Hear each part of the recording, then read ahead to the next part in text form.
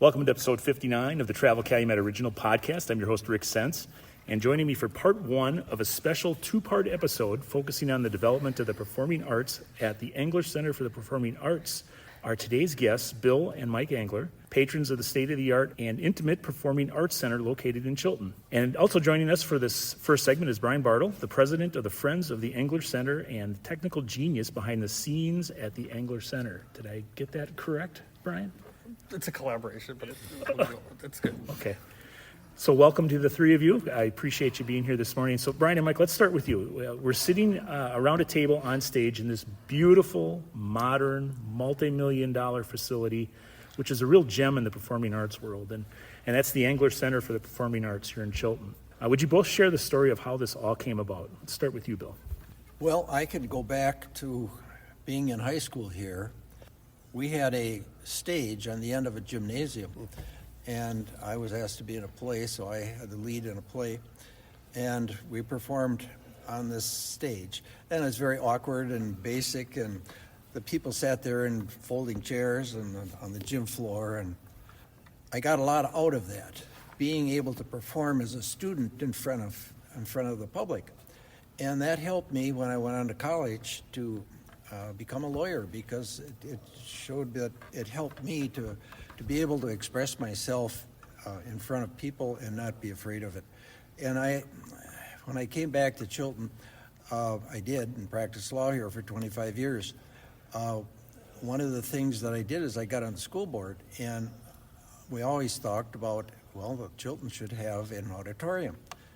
So there was discussion about expanding the existing high school and putting an auditorium on and so forth, but over a period of time they decided to build a new school at a different site. The district purchased 100 acres and had an elementary school there. So in the process of expanding the high school, which was needed, they decided to come here in this site and build a new high school. But people were controversial about it. They wanted to add on the old one, and they weren't happy about it. So it was a controversial thing. Well, they had to pass a referendum, and it was to be passed in November of 2001, right after 9/11. And there was a lot of talk about, we don't need that auditorium. That costs too much money. And you know how referendums are with schools. People can always find reasons to vote against it, and thinking, well, maybe it'll come through the next time and be a lot cheaper. Well, the auditorium could be cut, they said. So I thought that's not a very good idea. And Mike and I got together and said, why don't we donate the money, the $3.7 million, to build the auditorium, and that won't be an issue then, and maybe that'll help make the referendum pass. Well, lo and behold, it passed. We approached the board prior to it and said that the auditorium should seat 700 with a full fly loft, a covered orchestra pit, and complete acoustical diva shell and backstage area. And subject to the prior needs of the Chilton School District, the auditorium will be available for the parochial schools in the district, as well as the church groups and the civic events, community organizations, and local businesses. So it truly would be a community center. And we felt that it would help students a lot to be able to perform in front of the public and not only be entertaining, but help them in their future lives as well, and their endeavors as they move forward. So fortunately, 2 weeks after we approached the board, the referendum was held and it passed. So that was how we got involved. And Mike had the same experience with his family too. So maybe Mike, want to chime in and share your side of things? Yes, well, it's nice to be here. Thank you. I went to Chilton High School, graduated, class of 58, and I had the opportunity to be in our senior class play in the same gymnasium as Bill was.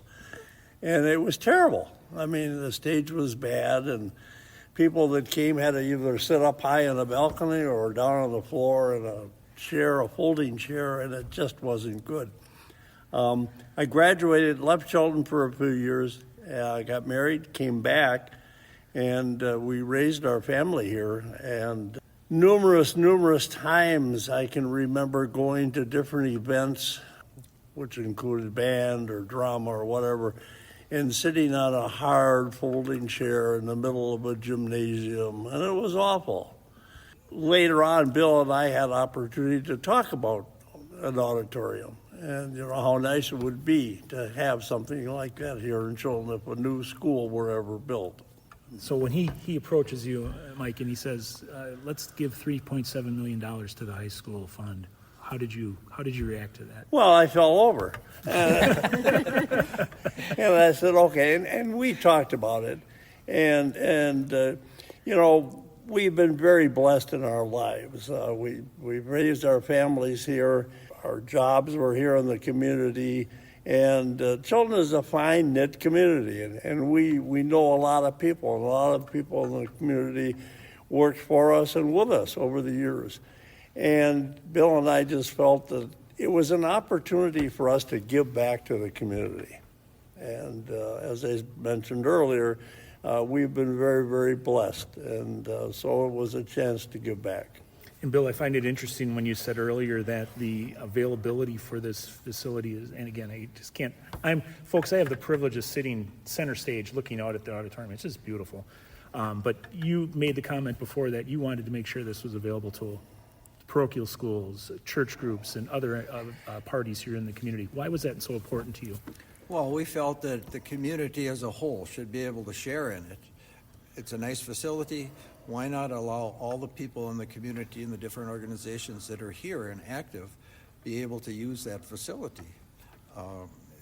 It could be a community thing, and I think it would provide more use for the facility as it was being built for such professional use. So you just felt it should be a community theater. And why is it so important that this project happened from your perspective? You let in on the insight as your childhood and impact there, but what future things did you see that could occur because the project was funded and was brought to fruition? I felt very strongly that students need to have this opportunity in a professional setting and that it will help them in their future lives. I mean, I've always been interested in students. I had 6 children of my own, and I was on the school board for 11 years, and felt that it's such a broadening experience to be able to be on stage, and I felt that we ought to make that available in a professional way to as many students as possible, because it can have an impact on their permanent lives. That's a very satisfying feeling when you feel you can help other people in a professional way. And so it was a good place where we could put our money to do that. And with the project, it's been completed, it's up and running, and it's functioning very well, and it's got a great organization behind it with the Friends group is supporting it. How do you and Mike, Bill, stick together with being involved in this facility? What kind of roles do you guys play in the current structure of things as we go forward here? First of all, Mike and I want to be able to continue personally to be involved, but we've also provided a fund at the Fox Valley Community Foundation through the Chilton Area Community Foundation, which will provide funds on an annual basis potentially that can be added to the Friends in terms of what the facility needs, because the facility needs to be kept up. And there's a lot of equipment here that's very expensive. The facility can wear out and so forth. And if there isn't money available to help with that, it might be deteriorated. So we've also continued in that basis to have a fund available. So each year we intend to meet with the Friends and help provide funds. In addition, the Friends are going to ask the community to provide funds as well to help maintain the center, because it just doesn't stay by itself. It has to be maintained. Mike, from your perspective, what's the most important thing that's going to be here for people that they can grow from, or from being involved in the programming here that happens? What will they take from it? What's that important thing, that key thing that really motivated you to get behind the project? Well, the students of today have an opportunity to partake in the theater and get involved. Prior to having this auditorium and new school, most of the emphasis was on sports. And, if you were in a play or in drama, you were kind of looked at as a sissy. And that has changed 1,000%. Our students today line up to be in plays, and they enjoy it. And there is nothing more heartwarming for me than to be able to come and see a performance and see these kids and just see how excited they are, how happy they are. And then I look at their parents, and they're excited, and then their grandparents, and that makes it all worth it. Have either of you have family perform on stage here so far since this has opened? No, I have not. Mike was in a play himself, but our kids were all older by the time this was built and out of college. So they Grandkids? They weren't young enough to be here Okay. either. All right. So our kids were out of school, but they were not married and had children. So Okay. And Mike, you were in production? What? After the school dedication, the first play that was put on by the Calumet County Community Theater was Music Man. And I was the conductor. And I had one line, and it was all aboard. And I managed to goof that up a few times. But. Well, that's awesome that you were able to do that. And such a fun play, too, a musical. It's a great one. What are you and your family members hoping that the lasting legacy is going to be of this gift here at the Engler Center? Well, our hope, from my standpoint, is that it's able to be maintained, and it's because it is such a professional facility that other students will have the opportunity to perform here, whether they're in music or they're in a play or whatever. So I know that it takes money to do that, and so the community needs to support it in that respect. So that's my thought for the future, really. I just hope it can be there. So let me work Brian Bartel into this conversation. Now, Brian, you've had a background here. You've been hands-on, and you're also a president of the Friends of the Engler Center. And being actively involved in the ongoing productions, how does the gift of the Engler family impacted not only the facility, but the performing arts community and the greater community at large, from your perspective? This is the facility here as being part of it from the conception. I also was on the old stage as well. In 1997, I started over there on the old stage and helped with performances in the old theater and the new theater. Just seeing the technical advancements that are here, going from the old theater where you had 3 lights, sometimes 4 when one worked, now to this beautiful facility where we have I'm going to use the word modern convenience for the most part with our recent upgrades and stuff like that. We are a pretty state-of-the-art facility, and just exposing everybody in the community, the students, the volunteers that come in, just to see a pretty modern and pretty state-of-the-art environment. It benefits everyone in the area. Could you walk listeners through the experience? Somebody comes here, what are they going to experience from your perspective, from the behind-the-scenes side of things? From the behind-the-scenes side of things, you're going to experience a vivid light show. We have aerial effects, smoke, fogs. Our sound system was just revamped, and it sounds beautiful in here now. Everything that you could think of on a modern stage, like if you go to the PAC, we have a lot of those elements here, and it is really an excitement that we're allowed to teach students and give students, a high school freshman with limited control, a high school freshman, the ability to play with equipment that they'd never probably see in any other facility at a high school level. So this isn't just about performing arts. This is actually career training and job training for future students, correct? That is correct. Yeah, we give our students a little bit of ability, obviously, with Jenie and my guidance and Brady's guidance. All of our guidance is the adult guidance to be creative with modern equipment that they probably wouldn't have a chance to touch unless they go professional theater. And Brian referred to Jenie and to Brady. They'll be joining us in part 2 of the podcast. And Jenie is she's the director of the Performing Arts Center. And Brady, what is your title? I'm just an all-around volunteer. Volunteer, okay, that's great. And you're part of the Friends group, correct? Right, yeah. I am secretary on Friends of the Engler Center, kind of working with that group. Okay, and we're gonna focus in on their roles in a little bit more detail in a little bit here. But Brian, turning back to you, what do you believe the impact of the facility on the performing arts community and the community at large is? In the Chilton area, this facility is a draw. We have the Calumet County Community Theater, which formed right after the building opened. They were actually the first show on stage with the grand opening, and that was an excitement. They performed skits from Oliver during that show, which brought a lot of people. We had some pictures up during our last show, which brought some excitement to the people to remember that we actually had pictures from that. Also, it's just a draw. We've had other professional organizations come in as well, like Kids from Wisconsin. They're all in awe of the Chilton school districts and Engler Center's facilities. It is very state of the art. And I had the opportunity to see Joseph, the amazing Technicolor Dreamcoat here. I believe it was last summer. Last summer's production. And it was full house. It had all the atmosphere and the vibrance you would have in going to theater in any, like at the Performing Arts Center in Appleton or someplace down in Chicago or Milwaukee. It was really quite the nice venue that is here that people can take advantage of.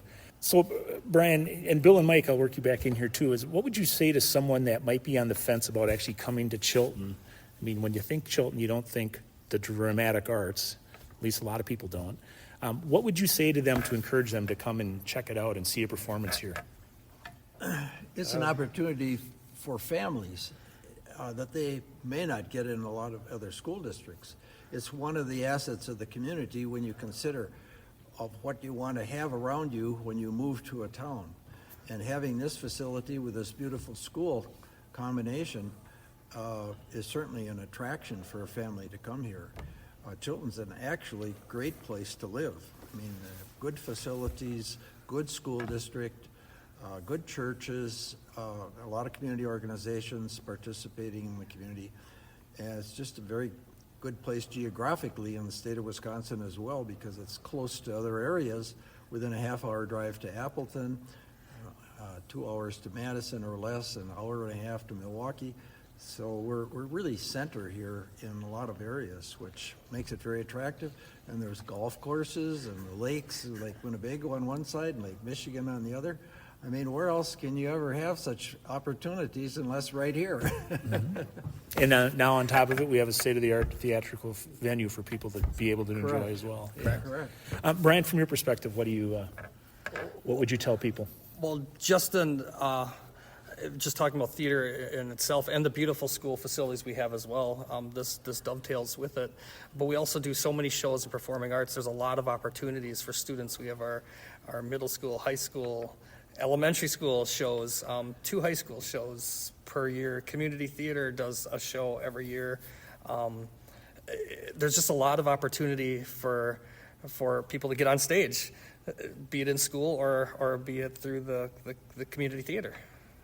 And if someone's out there thinking, you know, why would I live in Neenah, why would I drive all the way over to Chilton? What would you tell them? They love the experience, especially for like the community theater this summer as part of helping out with the summer's community theater show as well. It's a very exciting, just the venue alone, the people that came from out of the area. We had a lot of people in this past summer's show that were from Fond du Lac, Darboy, Appleton, that the atmosphere and the ability, the lighting, the effects we were able to pull off with the equipment we have is just phenomenal. They don't get that elsewhere. All right. Especially in a community theater setting. All right. Thank you, Bill, Mike Engler, and Brian Bartel for being my guest on the Travel Calumet Original Podcast. And listeners, make sure you check out part 2 of our, yes, I said part 2, of our deep dive into the Engler Center for the Performing Arts. And that's going to be on episode 60.